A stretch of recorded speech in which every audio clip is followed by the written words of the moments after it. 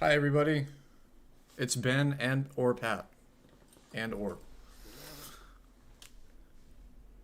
Another fun sub Sunday.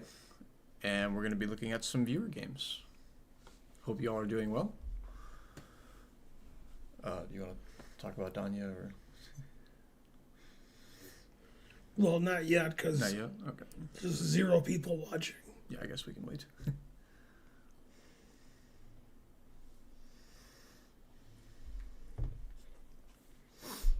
Try to move over this way a little, Okay. just so they can see some of you. Yep, there we go. Yeah, that's good. Account 1 million. That's quite a name. High account. How are you? Account 1 million?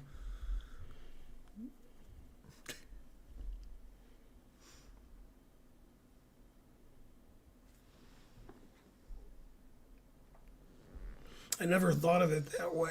I always just said 100. Yeah. And I would say the wrong number of zeros. I guessed. I guessed it was 1 million. Is it 1 million? Yeah. Yeah, it is 1 million. You're bald, so you're envious of my hair? It's okay, I guess. I've been growing it for quite a long time. I've had long hair since I was a kid. You're not still a kid? I'm 30, so I guess Yeah. I didn't know you were that old. I am pretty old. When did you turn 30? January. Oh, that was a long time ago. Yeah. Happy belated birthday. Thank you. In galaxy far, far away. Andrew says he's the 0th person. What's up, Andrew? How can you be the 0th person? Aren't you the first person? He did it. Precocious username subscribed. Thank you. Precocious username. 49 months, that's a long time. That's just over 4 years. Look at you with the math skills. Well, last week you insulted my math skills, so I had to That's right. I had to get better at it. Ben, did you see El Clasico? What's that? I don't know what that is either. Most people I don't know what it is. Most people think your name is Precious. Well, they see PREC and then the suffix, and they just take the rest of it out.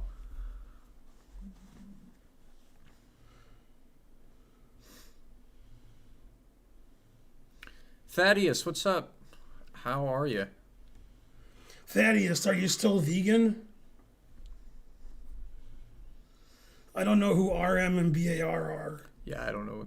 We don't know what you're talking about. You're speaking a different language. Probably gonna butcher the pronunciation of your username It's as well. probably like some cricket thing. Oh, it's soccer. Oh, okay, gotcha.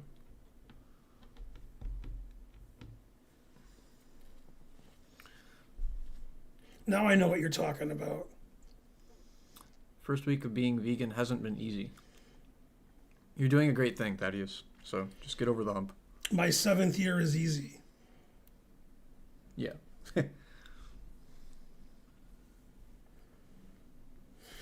It was easy for me because I was a vegetarian for 33 years before I was a vegan. Yeah. Sorry, my voice is no good. That's why I have somebody speak for me.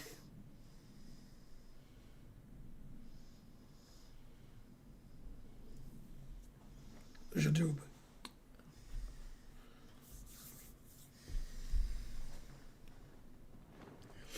Yeah, when I lived in Belgium, I followed soccer, so I knew a lot of the teams and countries and players from the different countries, like Roger Miller.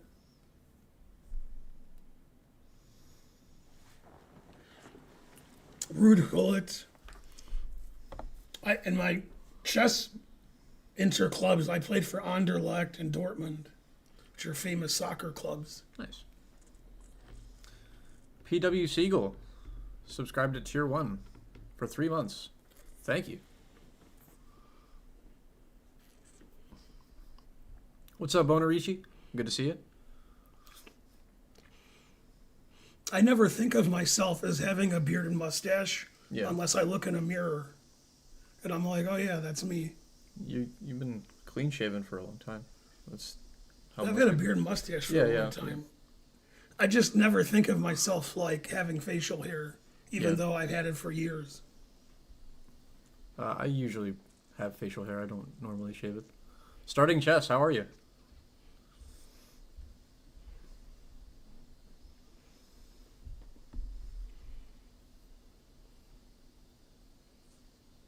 Doing okay. Can't complain. Relaxing Sunday.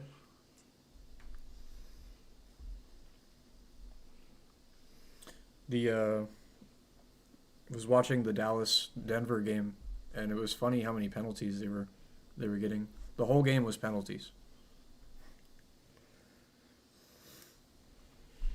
You sound like you could use a Perrier or several. Yeah, I probably could. You stopped drinking Perrier. That's correct. That's when I know people haven't been to the stream in a long time.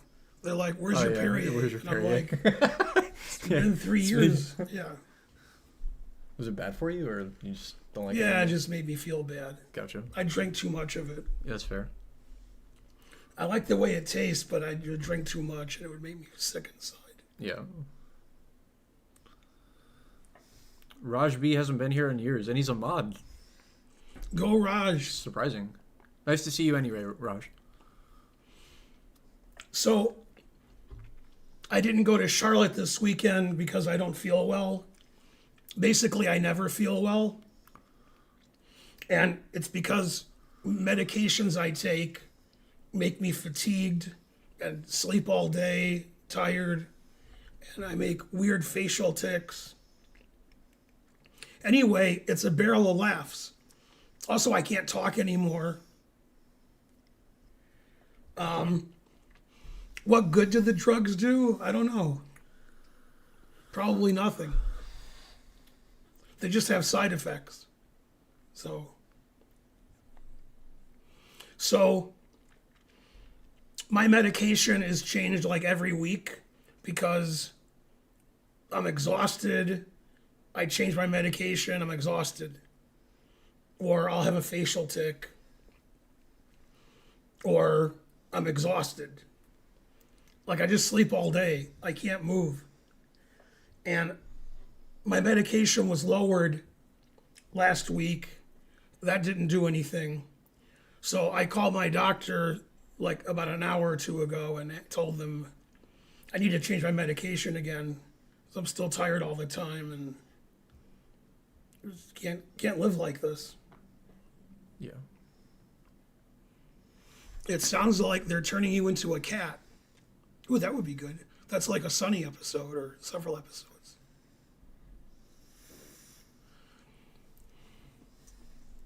Basically, yeah, Raj. Do you know Dave Vest? Life Master Dave Mess? Yeah. What? He's a Life Master, right? Yeah. Yeah. Yeah, I know Dave Best.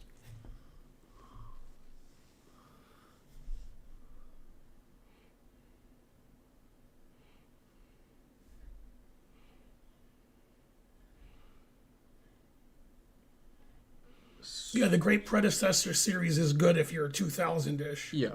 You should be high rated to read that.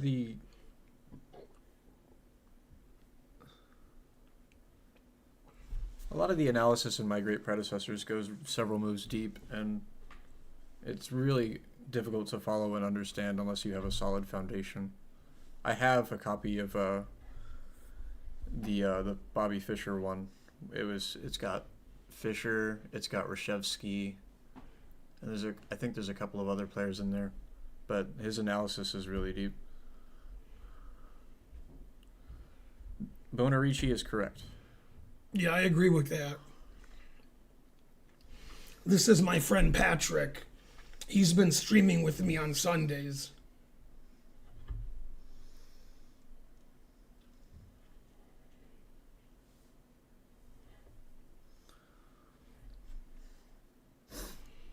What's my medical condition? What do you got?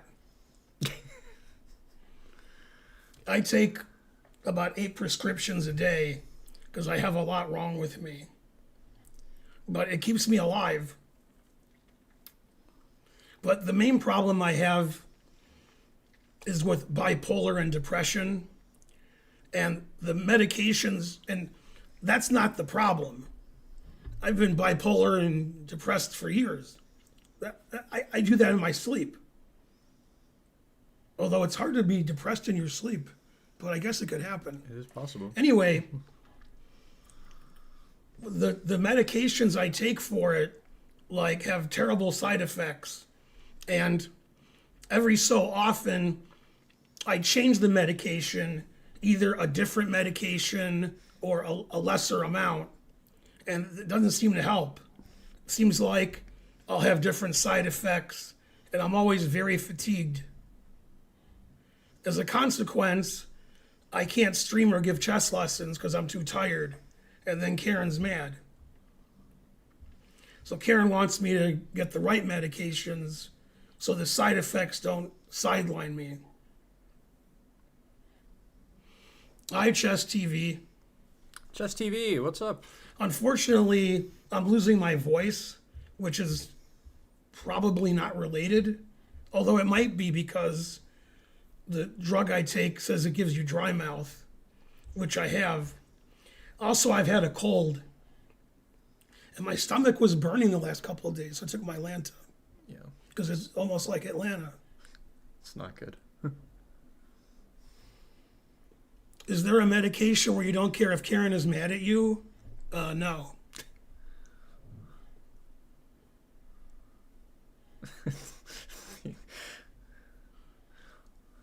PW Siegel, I don't want to laugh. I like the guy who was banned. Oh, yeah, yeah. It's a technical question. It's a technical question. I don't see the correlation with this.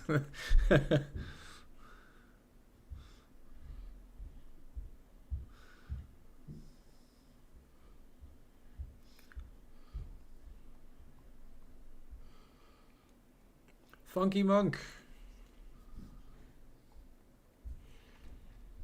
My life isn't in danger.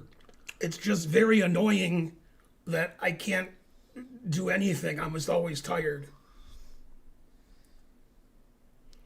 And I went to the dentist on Thursday, and I don't take good care of my teeth. So when I go, it hurts. Truth hurts. So that was fun too. And I wasn't able to go to Charlotte because I just don't feel well enough to play chess. Okay, since we're on Chess TV, and I haven't streamed since Naroditsky passed away, we could talk about him for a while. Yeah. Although my voice is terrible, so you'll have to translate. Okay. You say stuff and I'll say, yeah, that's right. Or I'll say, no, I wouldn't say that. So I was friends with Danya. I wouldn't say we were good friends. We had many shared dinners together with other people.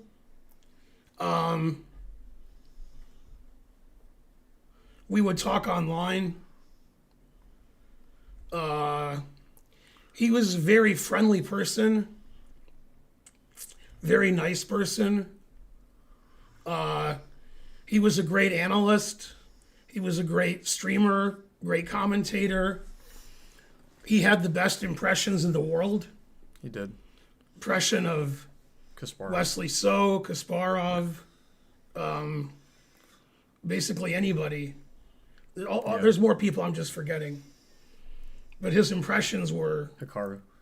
a Karu impression. Yeah. Yeah.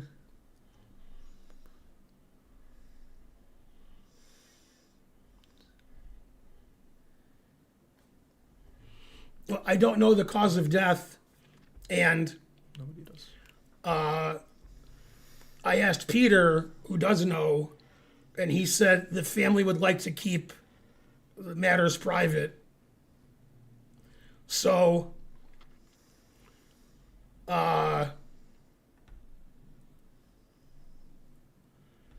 in my opinion, and I'm 90% sure of what I'm saying here, based on information I have, he died of an overdose of something, and it's not clear whether it was intentional or not. That's what I was trying to get at.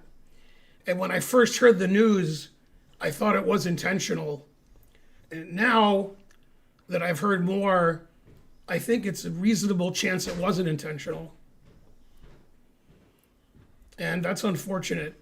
And his good friend Bortnick, and my son is also Bortnick,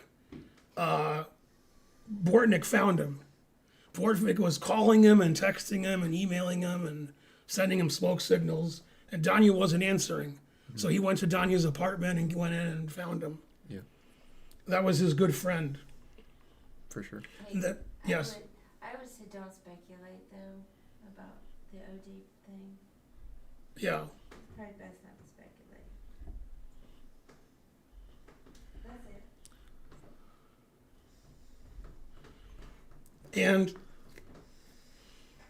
I said before, if you made me name 3 people who would never cheat online, Magnus, Hikaru, and Eraditsky. And also, I could add a lot of people to that list, but I'm naming people who played a lot of chess online. I could also add Fabiano, Wesley So, and many other grandmasters, but Fabiano and Wesley So don't play online very much, like the other people who spend all their time playing online. So I was a friend in Naroditsky. I was shocked by the news. He was only 29, younger than you. Yep. And that just shouldn't happen to somebody so young. No. Not somebody that I know.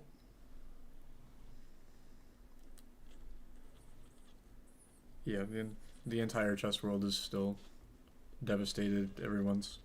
Yeah, I feel bad for his really close friends, Yeah. like Bortnick and Peter and Dina Yeah, for sure. and other people he was close to. Mm-hmm.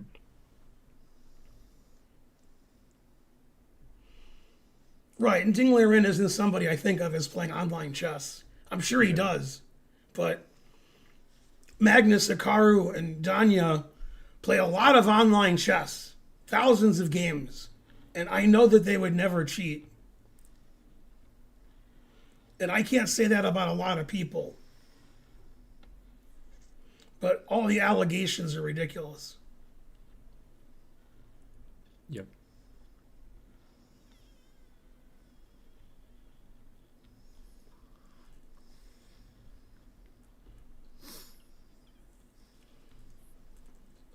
Everybody cheats, but it's not limited to GMs or IMs or you guys.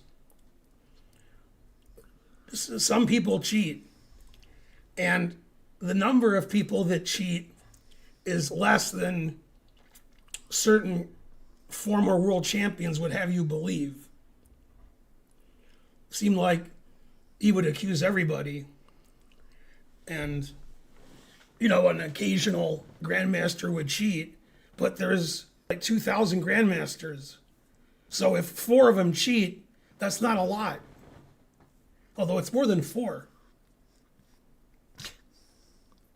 But it's not a higher percentage than like a 1,700 player.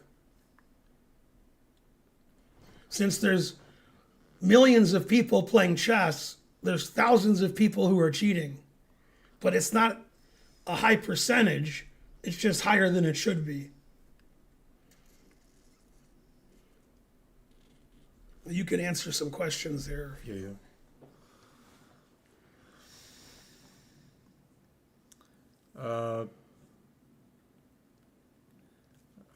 Puyuika, I think.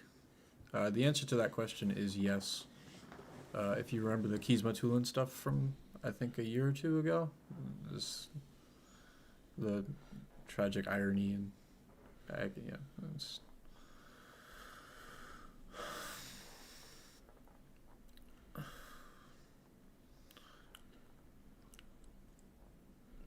What can be done to prevent this bullying in the future? Do I answer that one? Well, firstly, don't believe everything you hear, and it doesn't matter what kind of reputation somebody has when they say something. You should always be fact-checking things. You should always get your information from multiple sources before you jump to conclusions.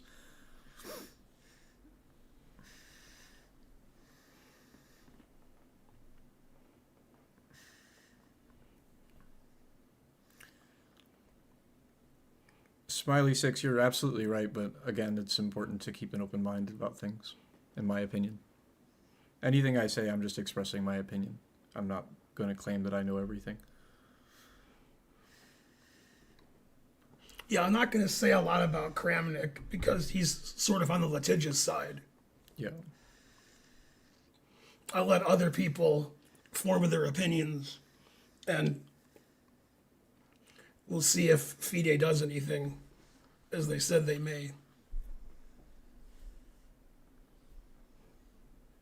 All right, let's look at some games. All right. So first game is from Sitbear. No, it's from HitBear. Oh, it's from HitBear, but Sitbear submitted the game. Sitbear, I have to scroll up. There it is. Okay, so Sitbear writes, Bonarichi must cease and desist with... Oh, wait, why is that? Oh, you have to do this. You have to... You gotta move it away. I gotta move it. Oh, okay, yeah, gotcha. Then you gotta find it every time. Appreciate it. Thank you. Okay, Bonarichi must cease and desist with the HitBear is better than Sitbear slander. He's playing a lot more than I am these days, so he might eventually surpass me, but not for a while to come. Anyway, HitBear won this game on time. So, as I review this game, I don't know if I'm addressing Sitbear or HitBear. I'm still not sure if they're the same person or not. The verdict is that they're not, but, you know, until... Need some... It's a 10-minute game. Yeah, 10-minute game. Okay. And the arrow HitBear is white. There we go. Now the arrow keys are working. HitBear is white against NN. HitBear is 17-13 against 1596. He plays the Vienna Gambit. And yeah, we're making mistakes already in the opening. The two moves that I know, I think you can take this and allow e5, and that's like complicated, or you play d5. You play d5, they take on e5, you take on e4, and then queen f3 or knight f3. Knight c6 just lets white steamroll black in the center. I take this, and then I play d4. I establish two pawns in the center, and black's knights are moving around every move. Yeah, d4 is correct. And now it's sort of like a Halloween gambit, but the knight's on g1. So, black's not playing very well. h4. Wow. h4 is super aggressive, but I wonder what HitBear would have done if I take it. I'm not saying taking it is that great for black, because there's still developmental issues here. But, I mean, a pawn is a pawn. Who do you think's more likely to have developmental issues, HitBear or Sitbear? Good question. Okay, so bishop b4 just allows h5. So I feel like a lot of the games that I see, and this is true for a lot of chess players, like, you're not meeting the demands of the position. Like, he played h4 to play h5 and kick your knight to a bad square, so you should do something about that. Bishop b4 doesn't really do that. So that's why it gets a question mark. And then we play h5. And now, how do you get your king side developed? Like, the knight has to go to h6. And that's not a good square for the knight, because I can take it and ruin your pawn structure. And your king is never going to get safe. So white's already really close to winning here. Queen f3 is a nice dual purpose move. We put pressure on f7. We defend our pawn structure. And we can tie it up nicely with bishop c4. Okay, he decided not to take with the queen. Yeah, bishop c4 here.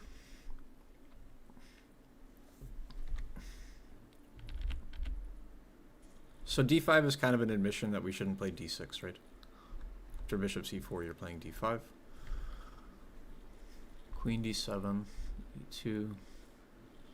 The guy next to me is Pat. He's a friend of mine who lives in the area. He's one of the moderators of the stream. What's your handle, Pat? 65 Pat6578 is my handle. 6578. Bonarici, should I be less instructional? I try to provide as much input as I can. Yeah, you don't want a castle here because that hangs the g4 pawn. So, well, I mean, it hangs the g4 pawn with check, I mean to say. If you play rook f1, you have the same idea, but queen takes g4, queen takes f7, and white's obviously winning there. Now the game's close to equal, and the h-pawn is hanging. So knight f4, knight h6. You played knight f4 to defend the h-pawn, and then you played knight g2. I guess the idea was this. I'm not sure. Mm-hmm. Okay. That move doesn't take the h-pawn. This is a strange play for a 10-minute game.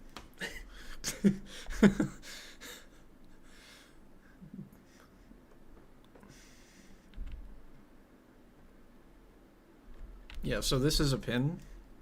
You don't want your knight in a pin, so you should address the pin, get the bishop out. Hello, Pin. Yeah.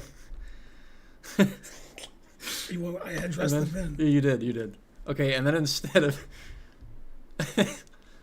bishop takes g2, is that even a legal move? Bishop takes g2. Like, this is a beautiful bishop tying down white's pieces, and then you trade it off. So this is funny. Sometimes I get the sense that people just make moves that aren't blunders, even if it means they're worsening their position in a substantial way. So this bishop is a million times better than this knight, and then you trade it off. I have no words. So now white has two bishops against two knights. The knights are completely uncoordinated. King's still in the center, and the rooks do nothing. So much better for whites. But black's up a pawn. Yeah, black is up a pawn. So this is one move itis. We're threatening knight e3, but white addresses knight e3, and then the knight has no... There's nowhere else to go. Hello, knight e3.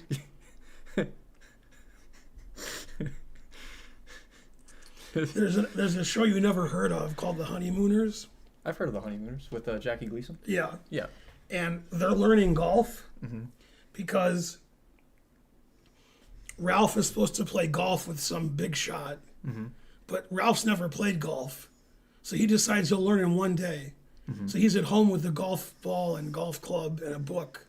The book is like telling you what to do, how to stand. Yeah. So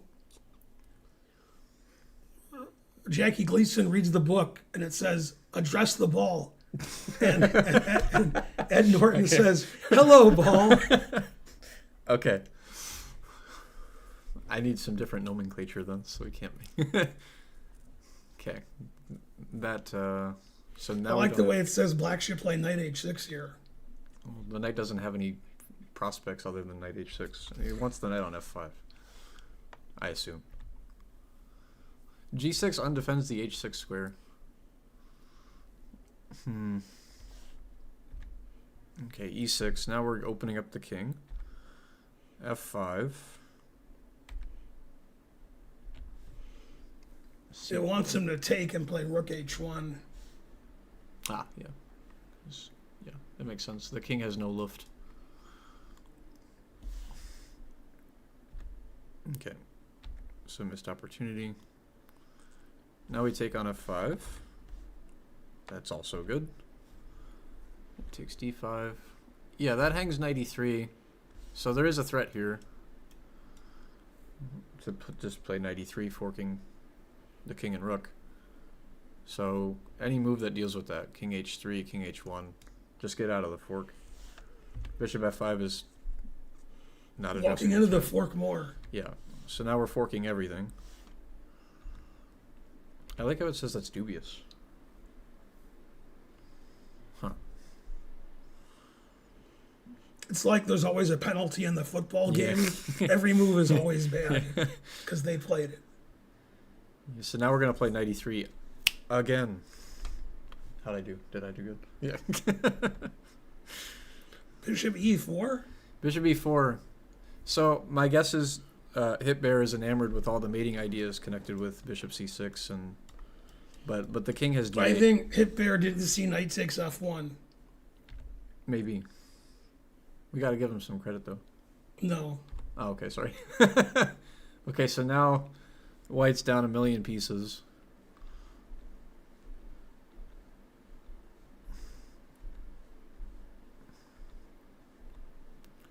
Bishop f8's or bishop g7's a funny move. Yeah, he played bishop f8 next. Always play bishop f8. Always play bishop f8. Knight d6, king h4. There's really no reason for black to lose this game other than on time. So, He found a good reason to lose Yeah. on time. so Hitbear demonstrates why you should never resign, because there's always hope, I guess. The engine announces mate and says rook b1 with the idea of rook h1 check. Yeah. It says mate in 10. Yep. White queens and then plays d6, defending the h1 square. Ah. Interesting defense. Computers defend well. They do.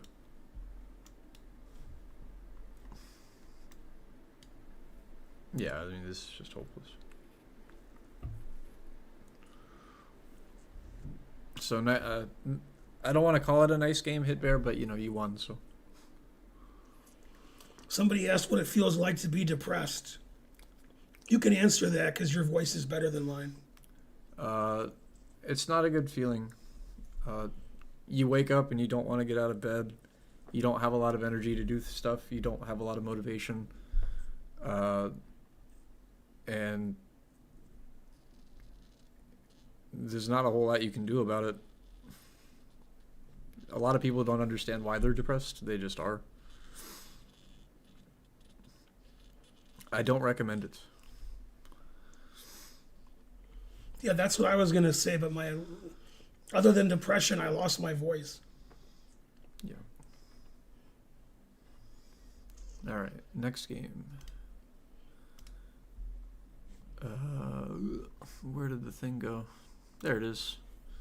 So the next game is from Deja Vu 2. Hi, Ben. Here's a recent 5-minute game from chess.com featuring the advanced variation of the French defense. From Mike. So our hero is white. And it's a 5-minute game. Well, he said it's an advanced French, but this looks like a Scandinavian. So I guess we're going to transpose.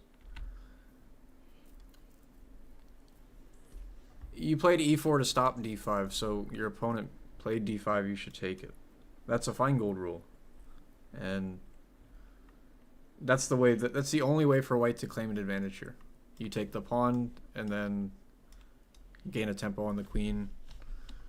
Or in the case of knight f6, I like to play bishop b5 check here, because now you're able to establish d4 and This c4. guy says you kind of look like a hippie.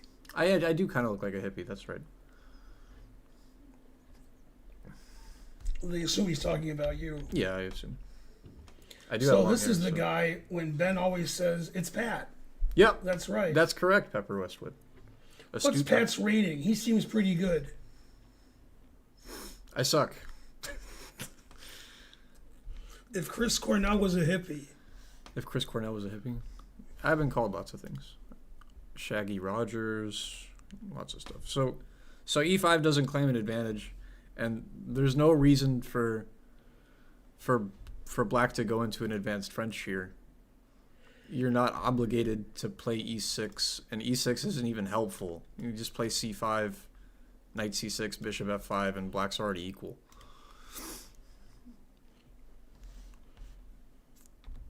Yeah, so e6 is weird. Like, you wanted a Scandinavian, and then you go into a French. I'm confused. E5 is the most confusing. Yeah,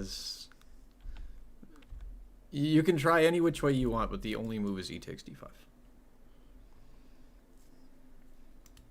I do play guitar. That's correct. How did you know that? That's weird. Okay, so it's an advanced French. Oh, C takes d4.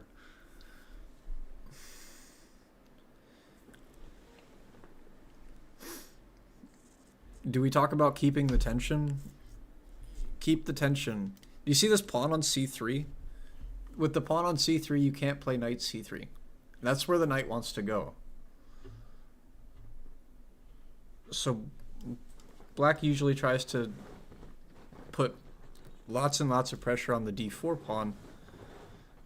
And by doing this, now you don't get to do that. And you just gave this knight a beautiful square. And white has more space, and there's just no reason to take. Okay. So they develop their pieces. b6 is tremendously weakening to the queenside light squares. Yeah, so white tries to punish that early. And now you have to do something that nobody would ever do. And this is a pin, so you should address it. High pin. That's what you were going to say. Yeah, you have to play bishop d7, but that's not why you played b6. So he plays bishop b7. And now with the open c file, I don't see how you... It's going to be a rough road ahead. Yeah, queen c2. I don't like queen c2 so much because you don't want your queen on an open file. That's where the rook's going to go. And then the rook is lined up with the queen. These players sure play bad for 1800. Oh, I didn't even adjust their ratings. Well, you could address the ratings now. High ratings. Yeah. Well, all these moves are bad Yeah.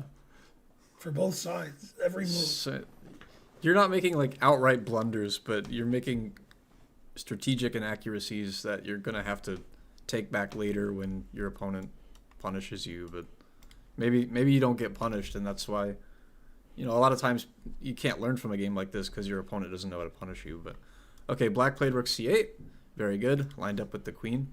We can't immediately capitalize on it because we still have this pin. But this is already uncomfortable. Like, not sure why the queen's here. Okay, white castles. Okay, we address the pin. I guess that's the only way, right? Because you have to deal with all the discoveries now. But that move gives up the bishop pair. I don't know how good that is because this bishop is still quite bad, but you know. Yeah, so you played queen c2, and then a few moves later you played queen d1. That's an admission that you shouldn't have played queen c2. So the rule is don't put your queen on open files because that's where the rooks go.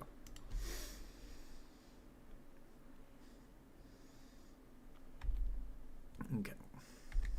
Bishop e5, rook e1, bishop e4, bishop d2. This all looks good. Yeah, when in doubt, pieces out. Knight c3, played a3. So, with queen e7, this bishop has no retreat squares. None. There's not a good square. You're not going to a5 because that doesn't make any sense. You can't go here, you can't go here. So by playing a3, you're telling your opponent to do what he already has to do. That's not good. You could gain some time by playing knight c3.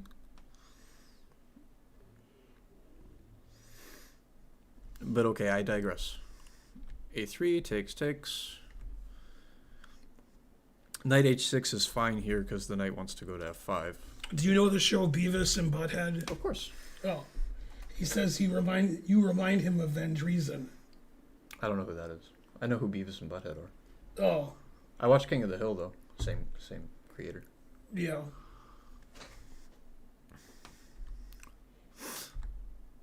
Okay, a4.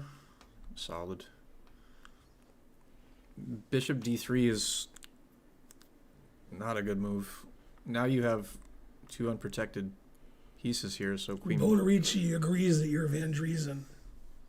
I'm going to have to look up Van Driesen, though. Yeah, so this is a tactical error. Two unprotected pieces. Queen b3 forks them. Bishop c4. You could take the bishop, or you could take here. Either are fine. There's an argument to be made for not taking this because the bishop and pawn structure don't have a good relationship, so the bishop's not too great. But okay, taking's fine. Takes. I think pawn takes is bad. You should take with a rook. I agree with that. Now you have several pawn islands.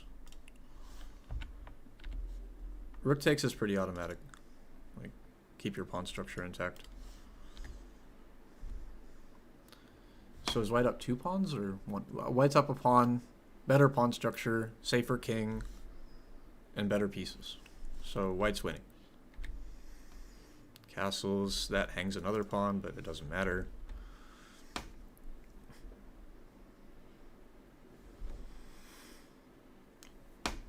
Your move doesn't lose. That's fine. But this is a passed pawn, and you want the rook behind it so that you can escort it down the board.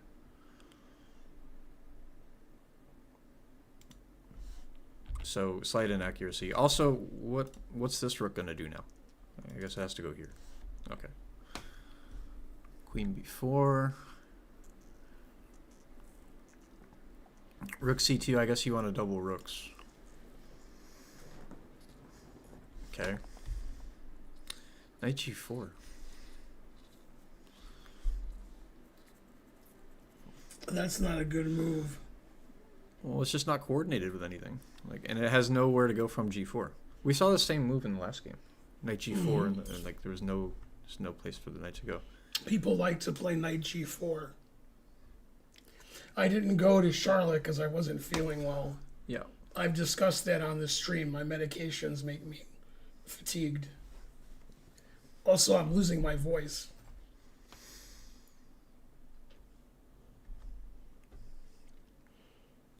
Yeah, the engine says play knight h6 and go back and then put your knight on f5 where it coordinates with the rook and puts pressure on d4. Queen b3. h3 is good.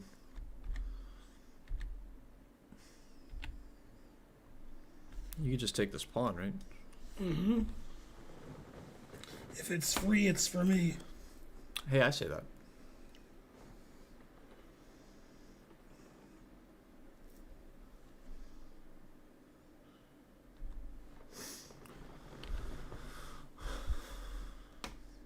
You should definitely take this and double white's pawns. It's still losing, but queen d3 I don't understand. You're still losing the pawn. And we trade everything. Queen c8's cute. Just because you can't take it. And then we just push the pawn. And black has 0 counterplay. a6, h6. And then mate. That was a good game. Yeah, white played well for most of it. Yeah. I enjoyed that. Except for the opening. Yeah, the opening was bad. E5 was bad and queen c2 was bad, but other than that, I think white played better than black. Is that a Rodney Mullen's company? No, but it is a skateboard company, and Rodney Mullen is a professional skateboarder. I'm not Spencer Econ, but hello. Who's Spencer? Man. Tough stream. Tough stream.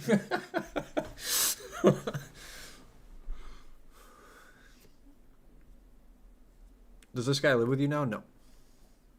What's up, Lawful Waffle? How are you? Who's Ben? Man, tough stream. Spencer is man? I always thought Spencer was a girl.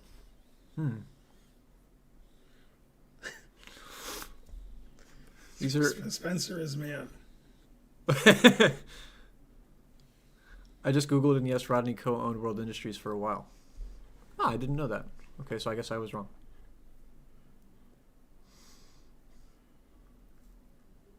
World Industries is a skateboard company. Rodney Mullen is a professional skateboarder, so I saw the correlation, but...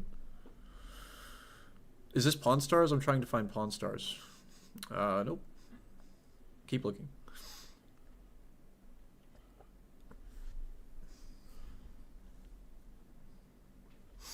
All right. I guess we can look at the next game.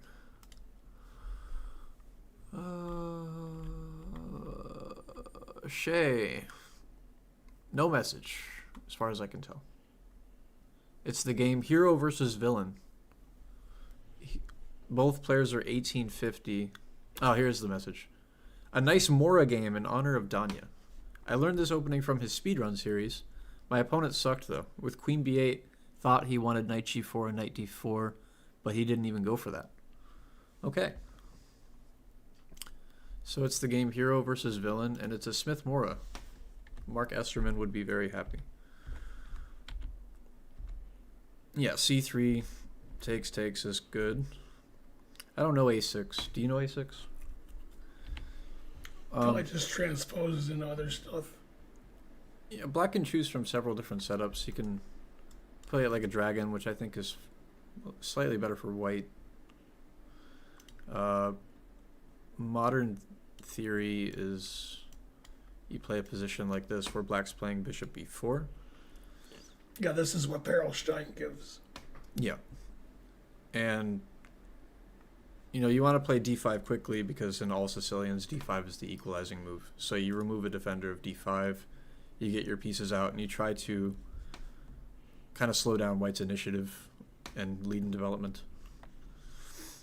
I've skimmed through Mayhem and the Mora, and I don't think Mark Esterman touches on this line for black. But okay. Both sides are kind of spoiled for choice in their setups. So black's playing it sort of like a Sicilian Khan. Con. Yeah. Okay. Bishop c4, b5, bishop b3, bishop b7. Engine prefers black. Black's up a pawn, and this bishop's biting on a rock.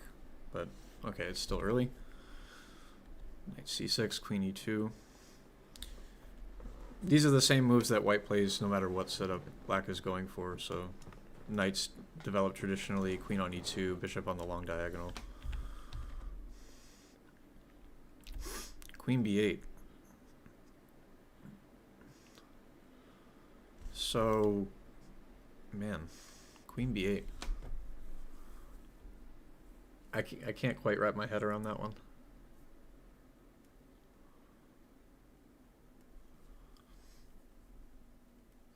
Yeah, that's not a very good move. I don't think it's a good move at all.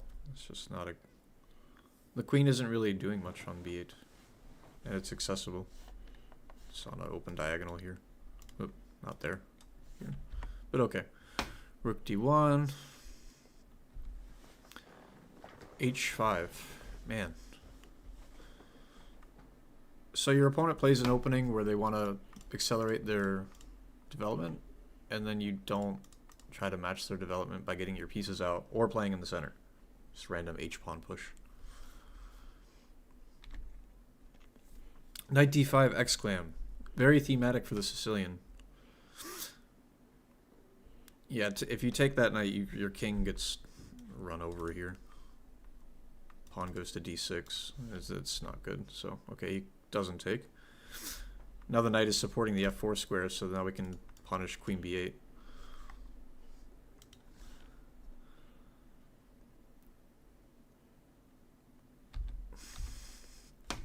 e5.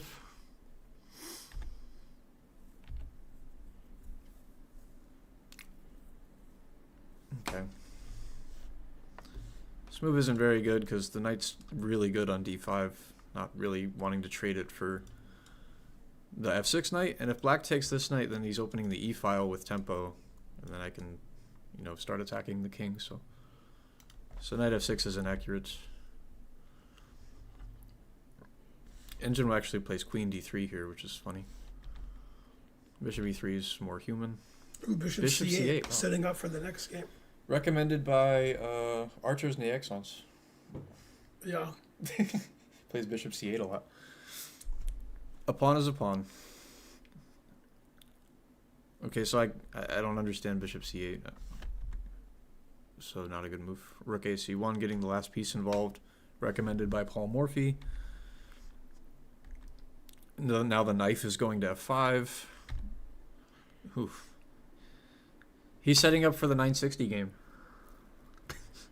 That's all I got. Yeah, after knight f5, he can play bishop f8. Yeah. Always play bishop f8. Yes. That's what happened. I did not see that coming.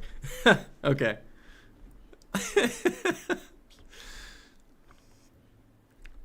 I could move. I don't really have a lot to comment on, no.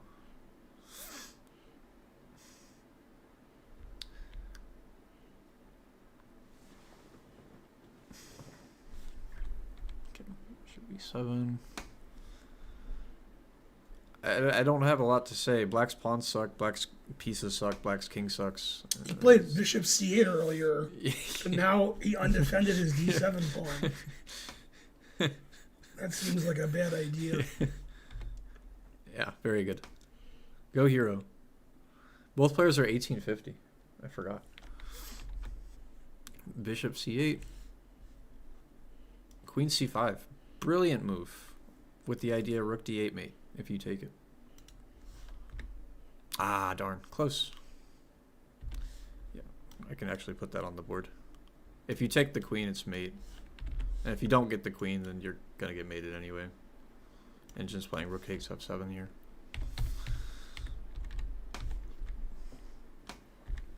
Queen c5. Bishop takes f7. Very good. Yeah, and then mate.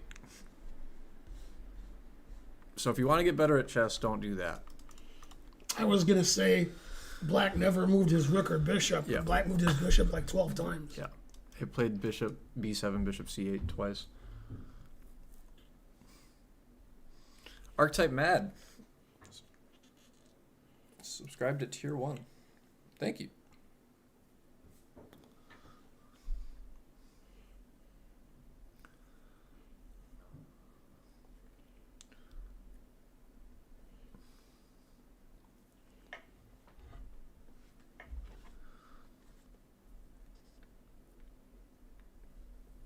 Brad, dude, the truth is, your rating doesn't matter. Really low-rated players can play well sometimes, and really high-rated players can play bad sometimes. It's just how it goes. Fen Beingold, 500 bits. What's up, Fen Beingold?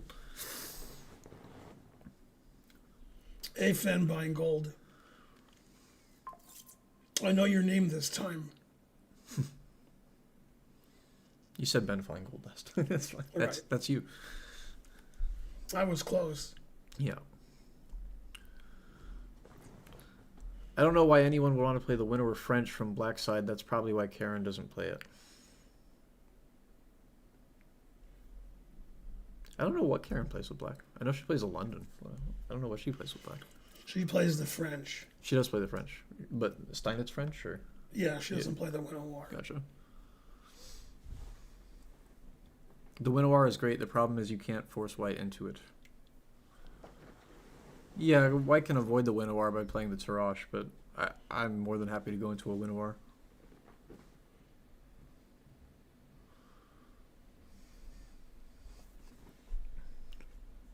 Thoughts on Aliekin's defense?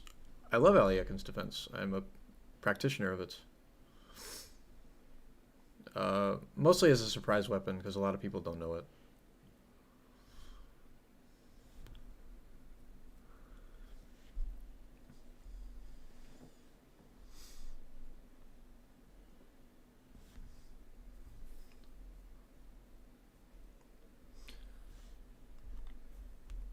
All right, let's go into the next game. It's Bonarici. As a tribute to the great Daniel Naroditsky, I'm submitting an online bullet game. Okay, so it's a bullet game. So comments are not going to be too detailed. Don't do that. That's the game Feingold Caruana from 2008, I think.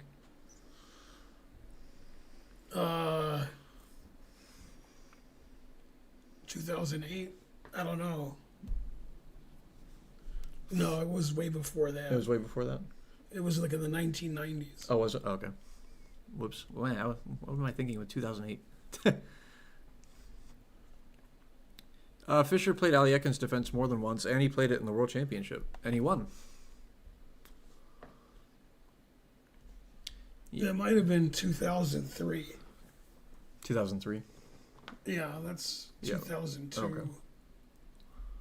Somewhere in there. Gotcha. So the problem with knight f6 is you're not reinforcing this pawn with a pawn.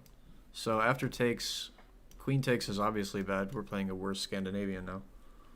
White's going to get 2 pawns in the center. And knight takes, you don't play e4 straight away because we can play here, and then e5 is playable for black. The way to punish is to stop e5 first by playing knight f3, because there's no avoiding e4. And white's just going to get the whole center. So knight f6 is a known inaccuracy, and it's been known for a long time.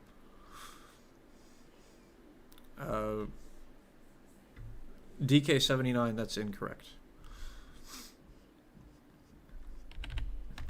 Okay, that's 2003 is 22 years ago. Oh, And Boner, Fabi's okay. not 24. Yeah. So you're banned. It's probably been known since before the 90s. You're not going to find a game in the 30s, 40s, 50s, 60s where black's playing knight f6. You're not going to find a Lasker game, Capablanca, Aliekin. It's not a good move. And it's been known for a very long time. Yeah, so Bonarici, if you're here, you should stop e5. You can play knight f3, and then there's nothing you can do about e4 for your next bullet game. But your opponent didn't play knight f6, he played knight b6. So now it's like an inferior Aliekin where white didn't play e5, his pawn's on e4, where the pawns are... Yeah, okay. Knight c3, e6. Should still be gunning for e5. And, you know, taking this isn't going to give white very much after we trade queens. You could take with a knight also, but pawn's weak.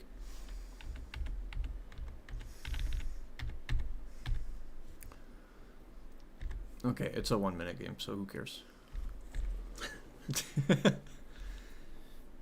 Knight takes d4, double X clam. For those of you that are wondering, if queen takes d4, then bishop e5 is going to net the queen. Engine plays queen d7 here, which is funny. Okay, bishop b4. Knight b3. Both sides castle. Everyone's getting their pieces out. We're making logical moves. It's a bullet game. Knight d1. Okay. Not a great square for the knight. Yeah, it's boxed out by this pawn. I'm trying to draw arrows. It's not working. Queen h4, g3, queen h6. f4. Now the knight has a square. Go Bonarici. Okay, knight f3. That walks into knight f2. Very good. Oh. f6. Never do that. Man, what could the idea even be? What move were you stopping? Or was he afraid of knight g5? I don't know. That just weakens all the light squares, and this pawn's hanging. And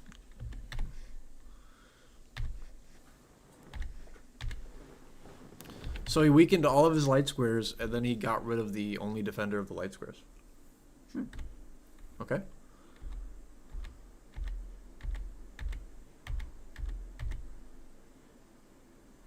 It's a 1 minute game. Yeah, yeah.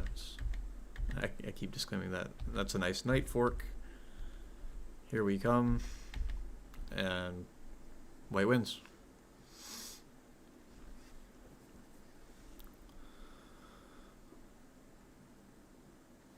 Black ran out of time. Well, you were winning anyway, Bonarici, so.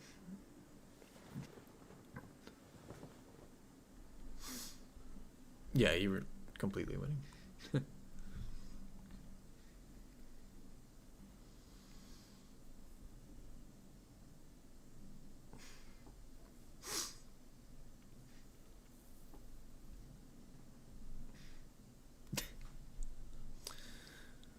He was only 2100, so not very good. 2100's good, but I mean it's bullet, so your skills in classical chess don't translate to bullet skills.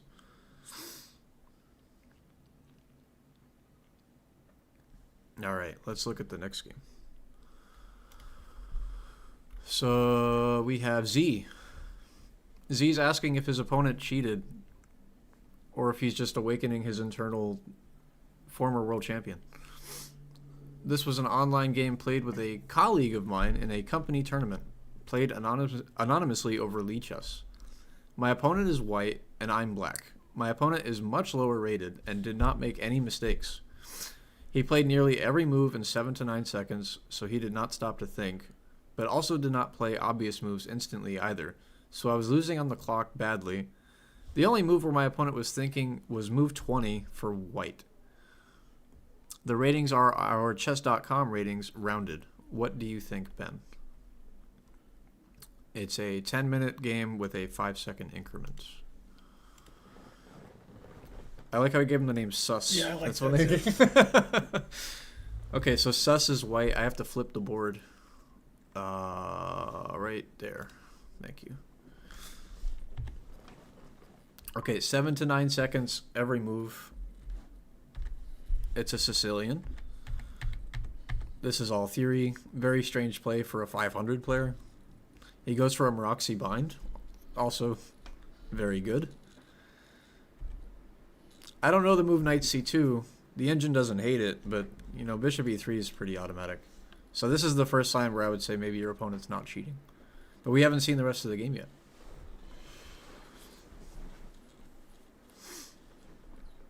Okay, knight f6, knight c3, castles, bishop e3.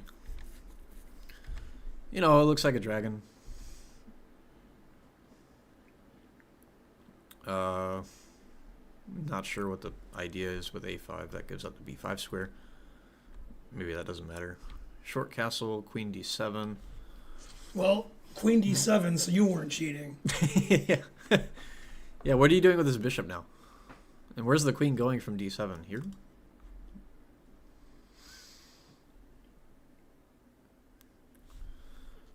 They know each other. He said it was a company tournament, so I assume they work together. h3. Oh, I should be looking at Bonarici said the guy played 98%. Yeah, The guy with white. someone rated 500 is not playing 98%, even on a good day. But so far, they're not playing like the top recommended engine move, so maybe using a weaker engine or their phone or something. Who knows? But so far, you know, both sides are playing okay, except for queen d7 and a5.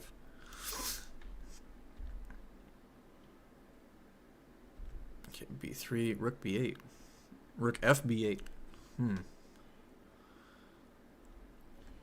When you make a move, you should ask yourself what your next move is. Like, what's the rook doing on b8? What's this rook doing on a8? You can't move. It's hard to get in b5 because white has so many pieces guarding b5, I can't count that high. Okay, f4. Queen b7. Yeah. Don't put your queen on an open diagonal for the bishop. Bishop f3. Knight takes and bishop f3. He played bishop f3. White doesn't seem like he's 500. Yeah, I agree. So now the threat is e5, so you have to stop that. You must, or you're just gonna, all your pieces are gonna fall off the board. That allows e5. And he played e5.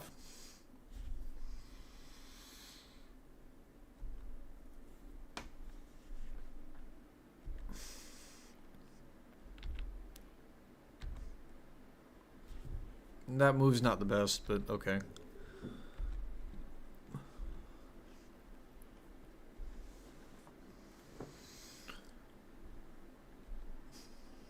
That's the top engine move. Now knight e7 is a threat. Did you see it? You did. Okay, good. Takes, takes.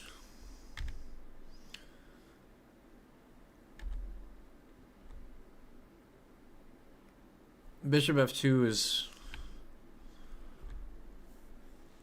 Man. That looks like a super high level move, but okay. Bishop b7. Takes. Rook e1.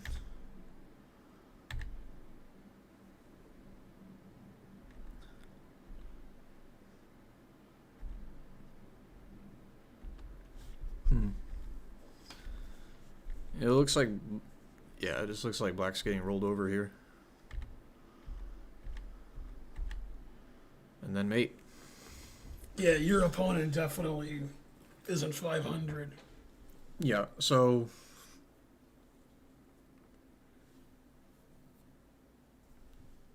I see why you're suspicious, but that's all that's clear. Like, they're either... They have outside assistance of some sort, or they're not 500. One of those two things is true. Yeah, white played like at least 2,300 that game. Yeah.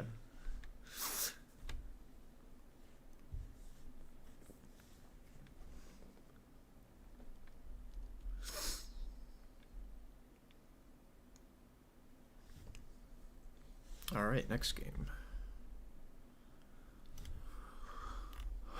Ferrari. Hi, Ben.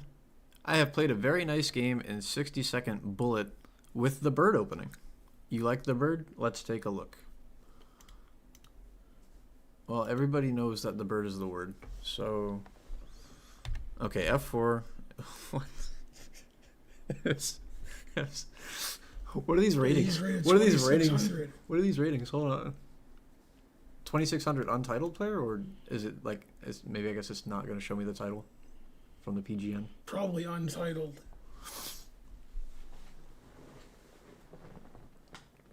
Probably untitled. Okay, so f4, f6. It's a 1 minute game. Yeah. Oh, okay, it's a 1 minute game. Who cares? Knight f3, g6.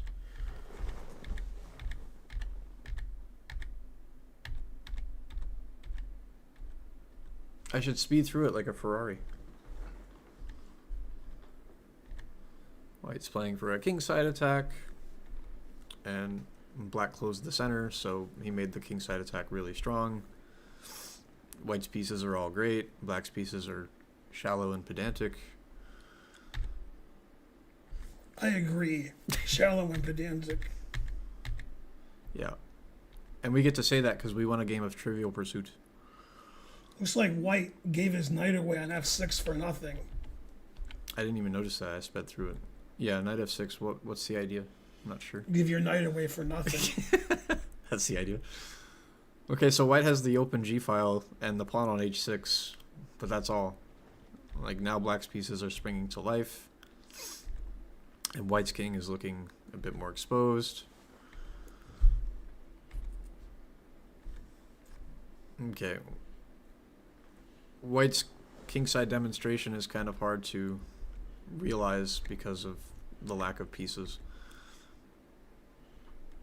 It's a 1 minute game. Who cares?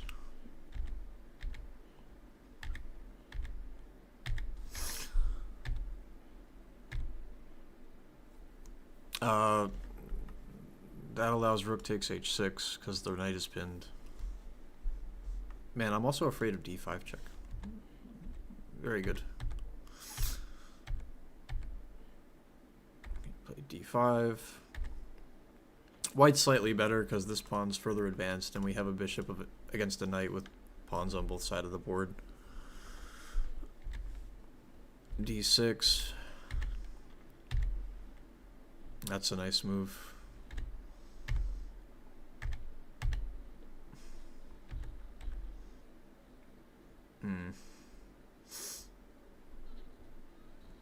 Yeah, this position's completely drawn now.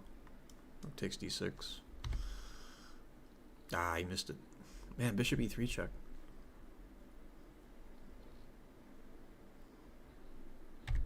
Wow, he played it. Very good.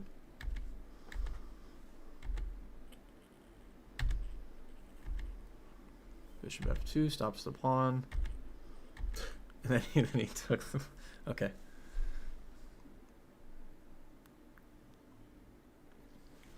Yeah, that was a bullet game. That was a bullet game for sure. Go Ferrari. Does Ferrari only play bullet? I don't know. It would make sense. He'd be living up to his name. Yeah. Yeah, starting chess. I was just. It's hard for me to make comments on bullet games because the analysis doesn't matter. Like you just play on instinct.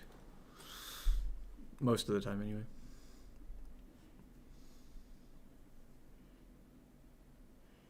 Bernie GB is not titled. Thanks, Bonarici. Bonarici's always doing like the inside analysis. Uh-huh. He's our insider on the scene. Yeah, exactly. The best thing about that game was leaving the pawn hanging on d7.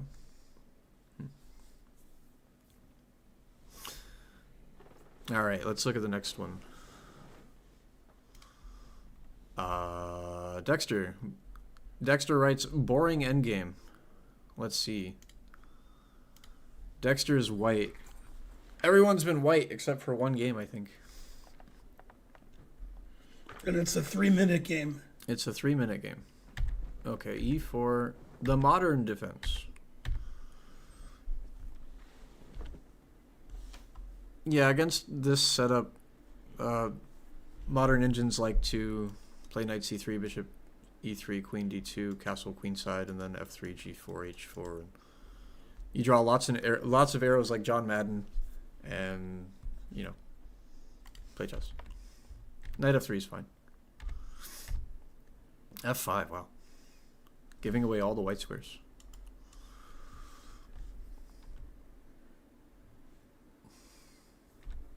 Five's okay. Not sure you want to trade queens. Trading queens means this king is a bit safer. So if your opponent weakens all the white squares around his king, you should keep queens on and go attack the king. Okay, yeah, king takes is fine. Knight c6. Now the pawn's attacked. But fret not. We can counterattack. Knight d5. Okay, bishop f4 is very passive. It's not a good square for the bishop. Because, h6, g5, it might get trapped. Bishop's like open diagonals. This is a blocked diagonal. So this is the most passive move on the chessboard. The engine doesn't like h6. I was afraid of it. But, okay, the engine doesn't care because we're going to coordinate pressure on c7. Got it. Okay, h4. e6, knight b5. King d8, king e1. Nice move. Nice move. The threat is knight takes e6. Did black see it? Yes. Very good. Knight b3. Knight e7. c5. Both sides are playing okay so far. Knight d5. This is black's best piece, so engine wants to take it. And you did. Excellent. That wins a pawn.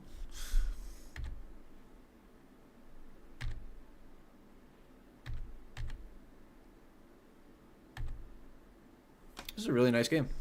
Go Dexter. Okay, rook d1. Rook takes d8. This doesn't look like a boring endgame. This looks like it's very rich.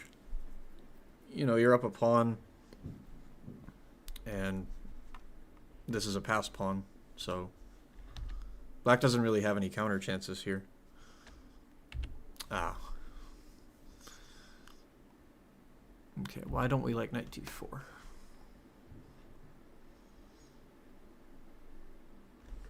King d7. I played king d5.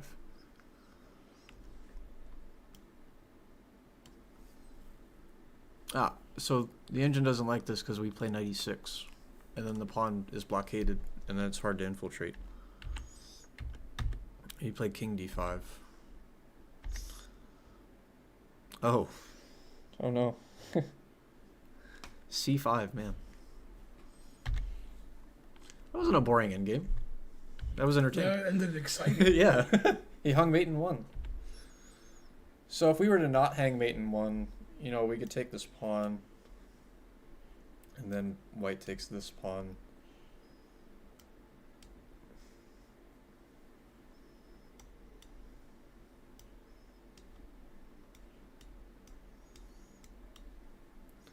And the engine prefers white because we have a bishop against a knight, and we have pawns on both sides of the board. But, yeah.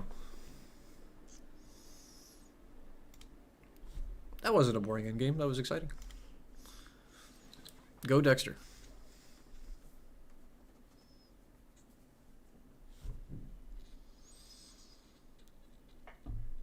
Why not c4 before knight d4?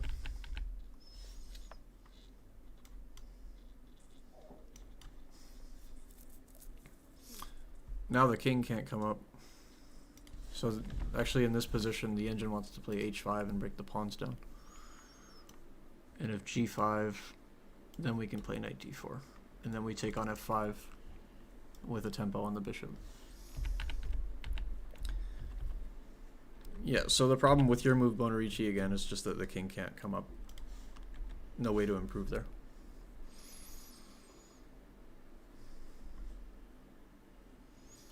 Did Sus win? Yes. Sus indeed did win. That's why he's Sus. Yeah, definitely 500 didn't play that game. Yeah. the sus game. Okay, next game is from PW Siegel, who is in the chat. Is still in the chat. Hi, PW Siegel. He writes, "The Caro is the only opening for black that I've ever tried to learn. So I was a little nervous on Monday morning when I mouse slipped e4 c5, thus initiating my first Sicilian game ever. But I've spent hours and hours watching Naroditsky explain the dragon setup in his speedrun videos, so I was able to play decently and win.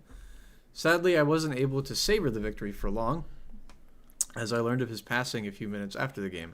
This one is for Danya." PW Siegel, that's very sweet. Let's take a look. So our hero is black, and he accidentally played a Sicilian. The mouse slipped Caro Kann.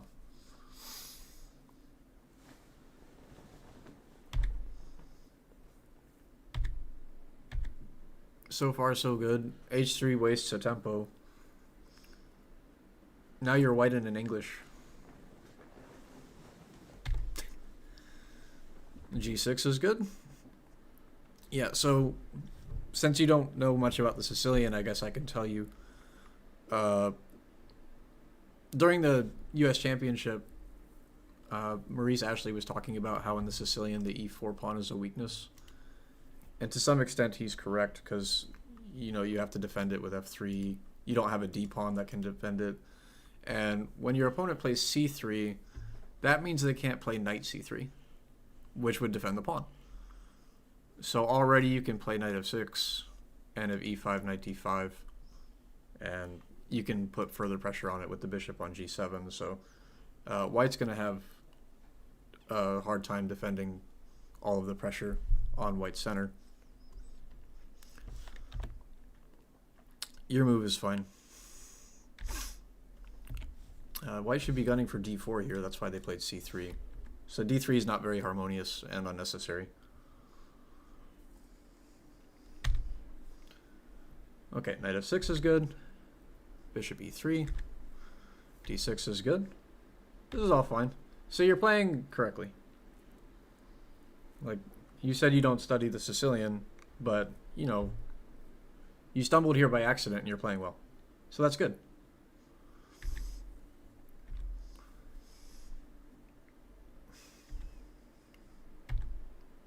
And both sides just developed their pieces. Knight h2 I don't understand at all, because when you're maneuvering your knights like this, like, what is the... Do you want to play f4? I'm not a big fan of that idea, because we're just going to play d5 and rip open the center. g4 doesn't make any sense. Knight g4 doesn't make any sense. So knight h2 is just an inaccurate. Like, you should still be gunning for d4 here. Open up the center. You can put your rook on c1 if there's an exchange on d4. Yeah, so play in the center and don't move your pieces backwards. Unless you're following the always retreat rule. Okay, e6. You could play d5 straight away. You don't need to prepare it. If takes, we open up the bishop. We have a tempo on e3. And we open the diagonal for our bishop. So d5 can only help you and it further highlights that this is just a strategic error. Okay, but I digress. Okay, you played e6, and then f4, knight e7, and then d5.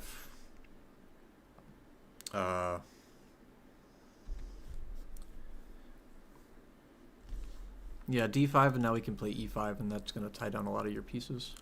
Bishop's blocked. Knight has to go to an unfavorable square. Okay, he played bishop f2, which is also okay. Takes, queen c7. Yeah, this is all very good. Queen c7 gets off of the open file. You're ready to put your rook on the open file. There's only one open file, so you're doubling rooks first. Yeah, the knight on h2 doesn't look very good. Yeah, and this is, yeah, doesn't make any sense. Okay, bishop g3.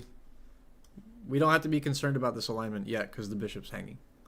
But it's something that you should keep in the back of your mind. Like, if he plays queen e1, backing up the bishop, then you do have to worry about f5, not e5. Okay, so rook d8. Okay, queen e1. That's an interesting exchange sacrifice. Always sack the exchange. Yeah, we just have a fork. Okay, so what if we take? These pieces are just really, really bad. And the king is not safe either. So black has tremendous compensation here. You're going to play rook d8 at some point, knight f5.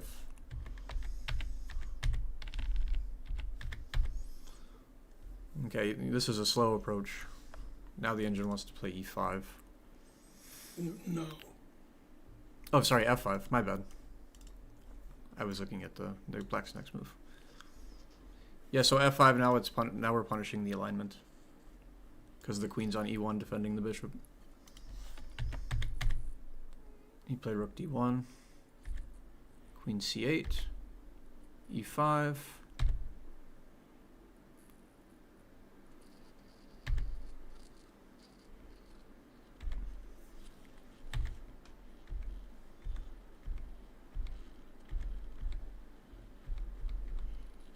Could have played Whoops. mate instead of taking the knight.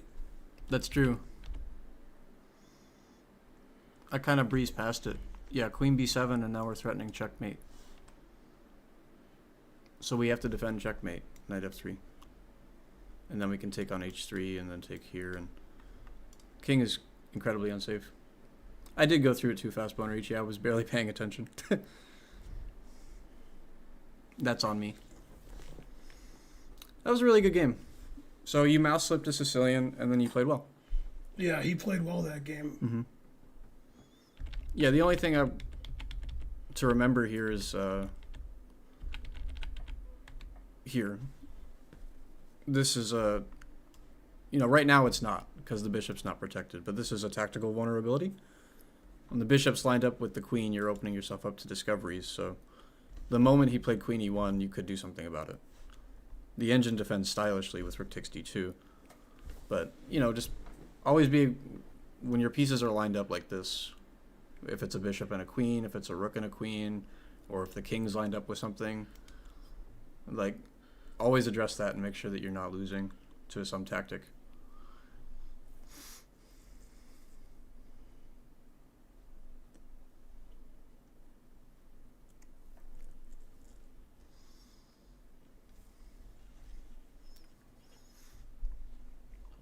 Yeah, thanks for submitting the game. That was good. For those of you asking about Danya or Kramnik, I gave my views earlier in the stream, and I've lost my voice, but I was good friends with Danya, so I'm sad to see him gone. Yeah. Still in shock. Everybody's taking it really hard. I'm taking it pretty hard. He's a great guy. Yeah. I watch his videos all the time. His speedrun series is some of the most instructional content there is on the internet. It's completely available to everybody. and Danya does a great job explaining everything in excruciating detail, and he references everything that he does. So he can point to a game where somebody played something. He can point to numerous ideas in a particular opening that he's studying or recommending to his students and amateur players. So anybody that's looking to improve their chess, we definitely recommend Daniel Naroditsky.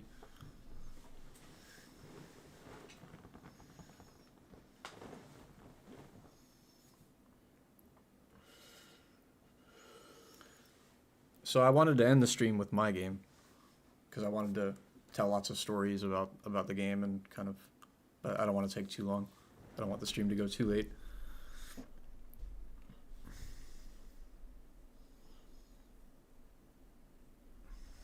All right, so the last game is from me, and this is from the 2014 Virginia Open. So this is actually my first tournament as a competitive player. I was 19 years old at the time. Basically, my introduction to chess was because I got tired of losing to a computer program that I played a lot. I would always set it to the maximum difficulty, and I would lose every single game without really understanding why. So that was kind of my inspiration to study. And then in doing so, I kind of fell in love with the game. I watched lots of old YouTube videos from way, way, way back in the day. YouTubers that aren't around anymore these days. And then I got to know players like Kasparov and Capablanca, Karpov. One of the first games that I committed to memory was Banco Fischer from the 1963 U.S. Championship, where Banco played G3 on move 1, and then Fischer blundered somewhere in the middle game, but he ended up winning anyway because all of Banco's pieces were terrible. And, you know, seeing a lot of those attacking ideas made me fall in love with the game. And it was around that time that the 2013 World Chess Championship was going on between Anand and Carlsen. That was really exciting. I woke up early to watch all the games. And as I improved, I wanted to play in a tournament. So my mom she paid for my hotel for 2 days. We lived in Virginia Beach, and the tournament took place in somewhere close to Washington, D.C.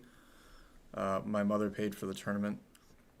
My dad was supposed to drive me to that tournament, but he passed away, unfortunately, a month before the tournament. So I was really devastated by that. Changed my life forever. But I still got to go to the tournament. I still wanted to play. And I had a friend of mine. We drove up there. He stayed in the hotel with me. Anyway, while I'm at the tournament, first round I didn't do so well. I played a Grunfeld with black and was better out of the opening, but I lost. You know, it's my first tournament, dealing with a lot of emotions from my dad, and obviously wasn't in a good headspace to play well. That game didn't matter to me so much. Obviously, I'm disappointed to lose, but this game was quite painful. It's round 2 the next day, and I lost this game as well, unfortunately. But, you know, for somebody that's never played in a tournament before, I haven't established a chess rating. I don't have a ton of experience with over-the-board chess at a high level, and I haven't really played chess at all, so I have no practical skills. I thought I still played well, and just because of the pain of this game, I think this is kind of, I burned it in my head, and I always remember all of the mistakes that I made in this game in particular, so that I could better my game in the future. And we'll just get into it. I have the white pieces. I don't remember much about my opponent. I think he was rated somewhere around 1200. It was a young kid. What do you think your strength was? My strength was? Yeah, like what? Oh, at the time? Yeah. Maybe like 1200, something like that. Wasn't very good. Okay, I always opened with knight f3 because I want to avoid theory.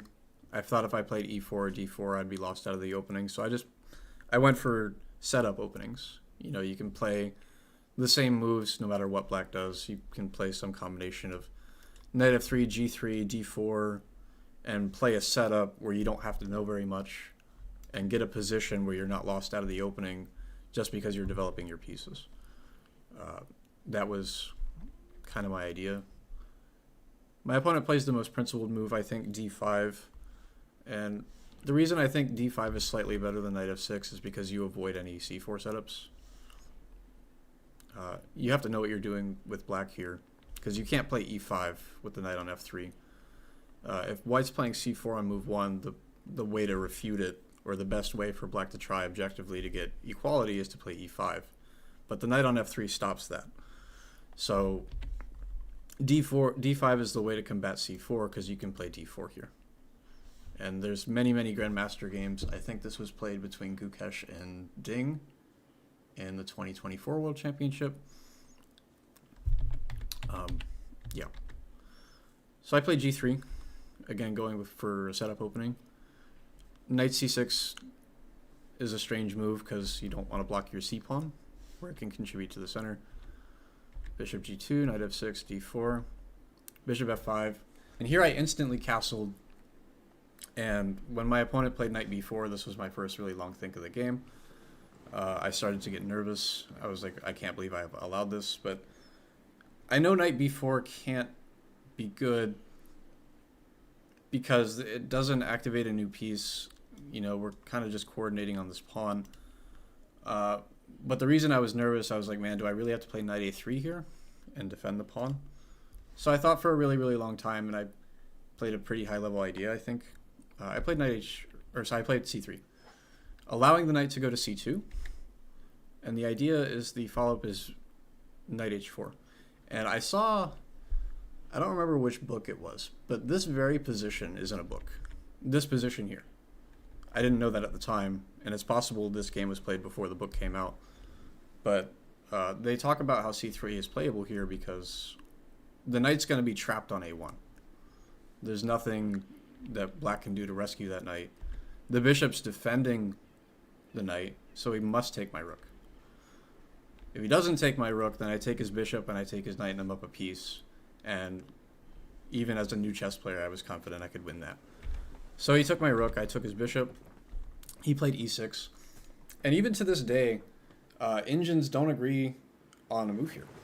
Like, they say knight h4 and knight e3 are both playable, but never in a million years could I even begin to understand the idea behind knight e3. It just looks not harmonious with anything. It blocks the bishop, it blocks my e-pawn. But the engine still thinks knight e3 is the best move, and I'm still not sure why. And this game was played 11 years ago.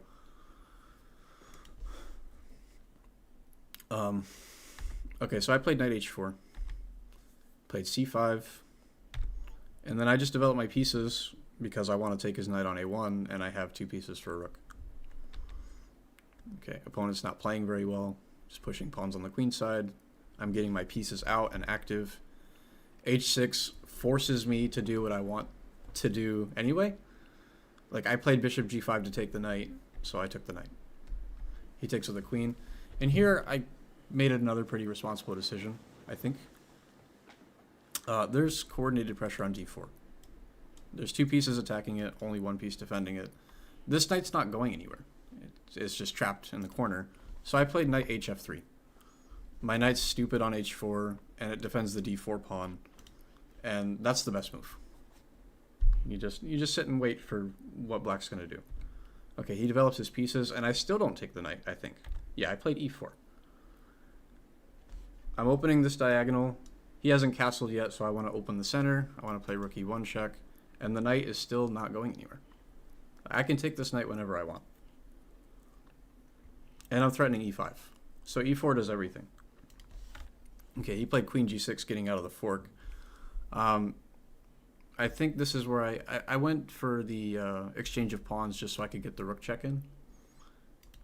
And I don't quite remember what I was going to do on bishop e7.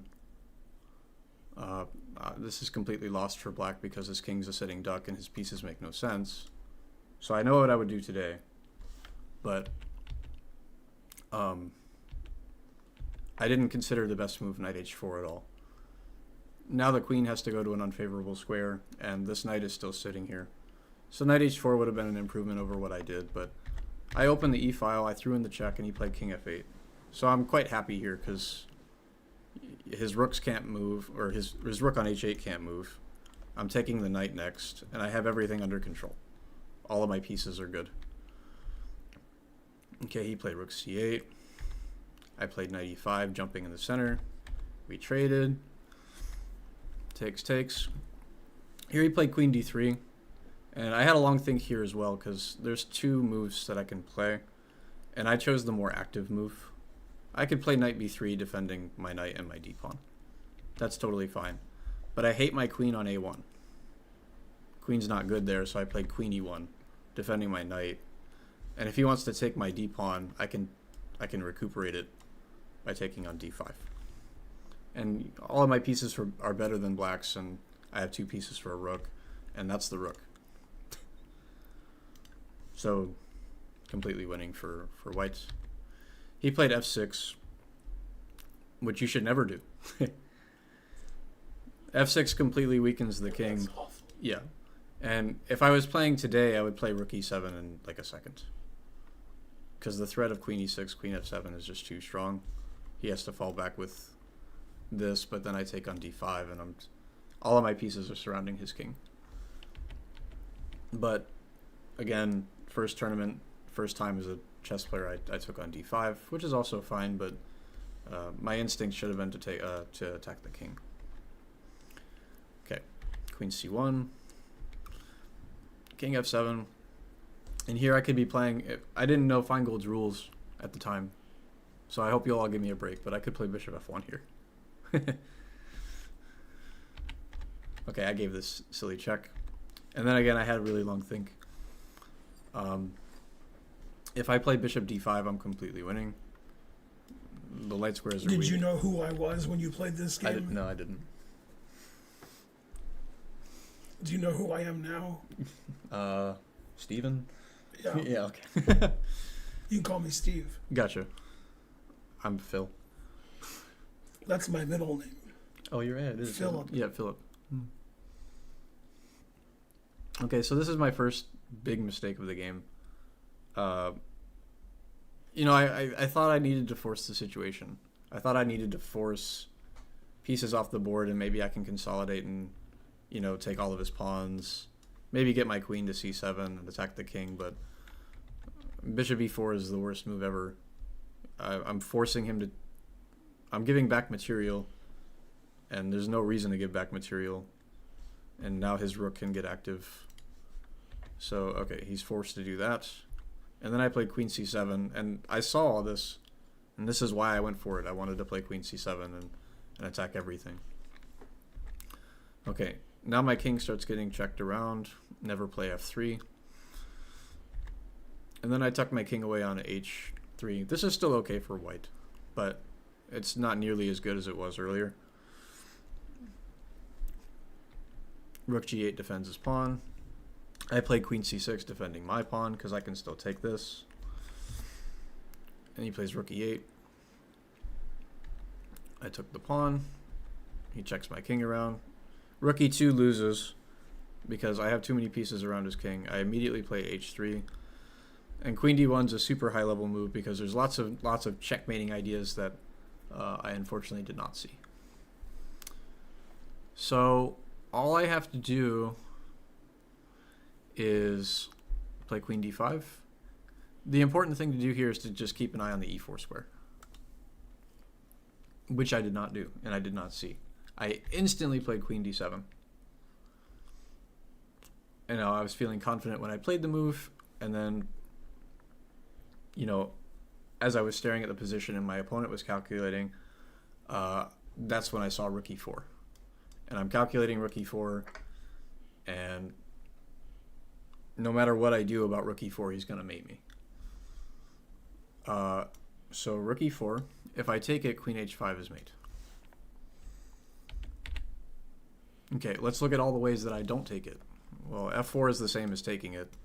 Queen h5 is mate. If I play g3, queen e1 is mate. And that leaves queen g4. Which is, if it wasn't forced mate, I'd still be losing. But takes, and then queen d2. Yeah, so super painful loss, but Yeah, you played way better than your rating until you played Bishop E4 check. Yeah. And that was hard to see Rook E4. Yeah. But yeah, that's my first tournament, and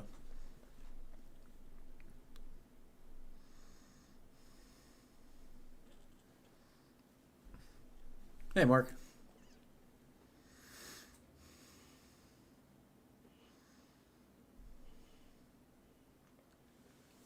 That's correct, Bonarichi. Yeah, I went back to my hotel room and I wasn't feeling great after this game.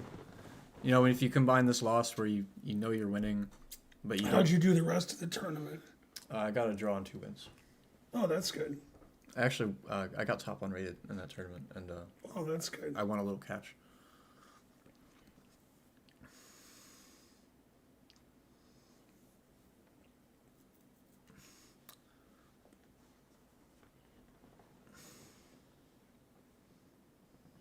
Well, thanks for doing this again. Yeah, of course.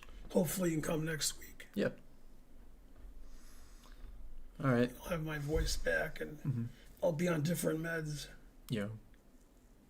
Is that a cheer 10,000? Wow. Blue Hex, thank you so much for the cheer 10,000.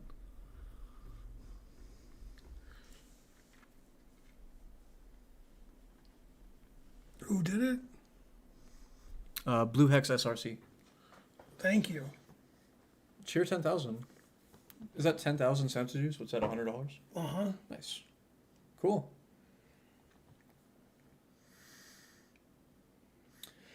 Yes, I was, Ibshi. I was very disappointed. If you combine that with the fact that my dad passed away a month ago and I was 19 years old, then yeah, it's definitely hard. It's a hard pill to swallow for sure. But, you know, I could have quit chess at the time, but I didn't.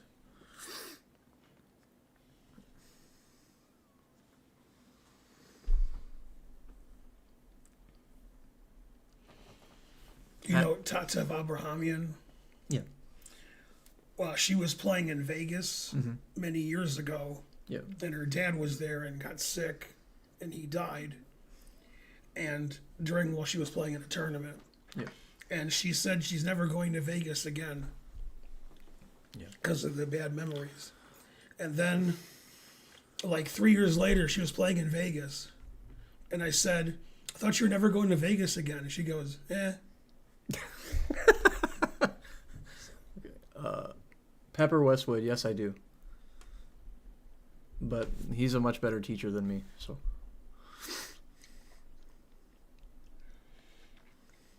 Why did the mob kill Einstein? He knew too much.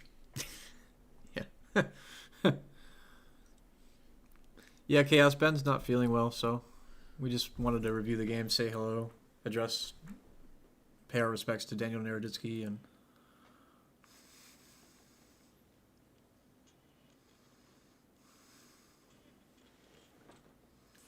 How do you know I'm more expensive than Pat? does Daniel have an Immortal game? Jerry, I do, but I don't want to advertise my stream on Ben's stream. That's not why we're here. Do you have a stream? Yeah, I do stream sometimes. You should advertise your stream. You sure? Yeah. Okay.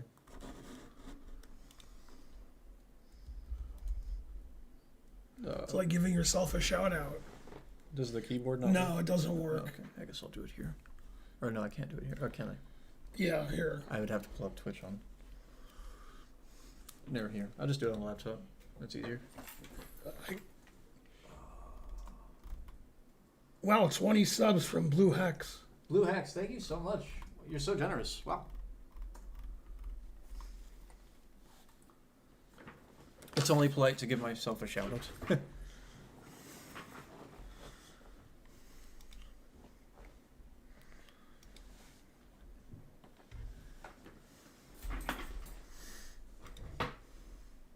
Thanks, Econ. Appreciate it.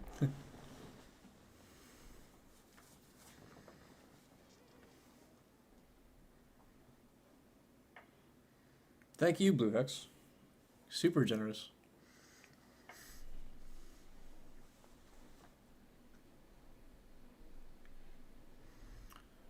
No, Knight. I've never played Hunt Showdown.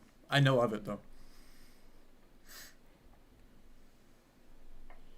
Thanks, Photo Polly. This guy said next week wear a Toy Machine shirt. I actually don't have one, but that's another skateboard company if you don't know. Oh. Yeah. No, I assumed. Yeah.